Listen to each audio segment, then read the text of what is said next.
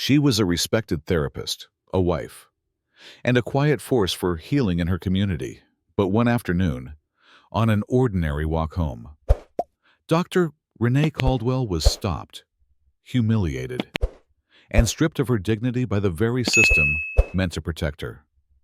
What happened next didn't just expose one officer, it shook an entire city. This is the story of how one woman turned pain into power and silence into change. Dr. Renee Caldwell believed in rules. She had built her entire career on the idea that healing came not just from emotion, but from structure, from truth, accountability, and giving pain the room it needed to breathe. As a trauma therapist, she had spent 20 years listening to the silent damage inflicted by systems that were supposed to protect. She had heard the stories. She had helped survivors rebuild. But that day, on a quiet street in Savannah Heights, she became the story. It was a routine walk. The kind of moment Renee enjoyed most, a brief escape between client sessions and city noise. She waved goodbye to her pharmacist, cradling a small paper bag of prescriptions. The sun was out. The streets were calm. She wore a navy hoodie, no makeup, hair braided tightly and pinned back. She didn't notice the squad car until it stopped. Officer Brent Slater stepped out like he had been waiting for this all day. He claimed she matched a suspect description, vague, at best.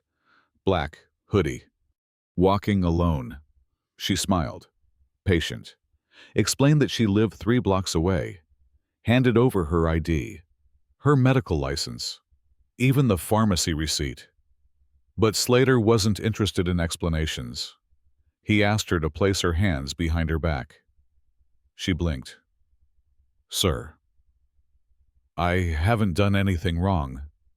His voice dropped. Refusing to comply is resisting. She thought of her husband, Anthony Caldwell, and she thought, for a moment, of saying his name, but she didn't. Not because she was ashamed, but because she believed she shouldn't have to. She turned slowly, trying to keep things calm. But Slater moved faster. He wrenched her arms, slammed her wrists into handcuffs so tight they sliced her skin. She stumbled. Neighbors peeked out of their windows. One started filming. Then came the knife. Slater pulled it from his belt, walked around her, grabbed a fistful of her braids. "Let's see how important you feel now." One by one, he cut them. The street was silent. The footage was online by nightfall. By the next morning, it had been shared over 2 million times. In City Hall, Anthony Caldwell sat alone in his office, watching the video for the 3rd time, hands trembling. It wasn't just the brutality. It was the restraint in her voice, the way she held her ground even as she was humiliated. He called the police chief, asked for an immediate investigation. Hours later, the department issued a statement: the body cam malfunctioned. Slater was placed on paid leave. There would be an internal review. That was the first betrayal. At home, Renee was calm but not quiet. Her body ached.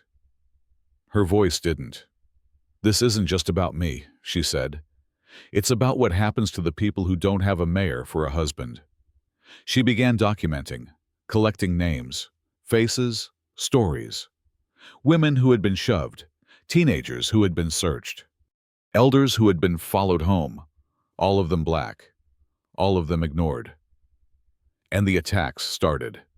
Her clinic windows were smashed. A dead squirrel nailed to her porch. Anonymous voicemails hissed threats. One morning, she found red spray paint on her car. Drop it. She didn't. With civil rights attorney Zoe Chen and longtime community activist Vincent Tucker, Renee built a case, a real one. Not just emotional testimony, but hard data. Records of misconduct, buried complaints, internal memos instructing officers to monitor high-risk profiles that just happened to all describe people like her. Meanwhile, Slater found his voice. He went on conservative radio shows, framed himself as the real victim, "The mob wants to crucify good cops," he said. "I was doing my job." She resisted. The police union backed him. They threatened mass walkouts. City council meetings turned into war zones.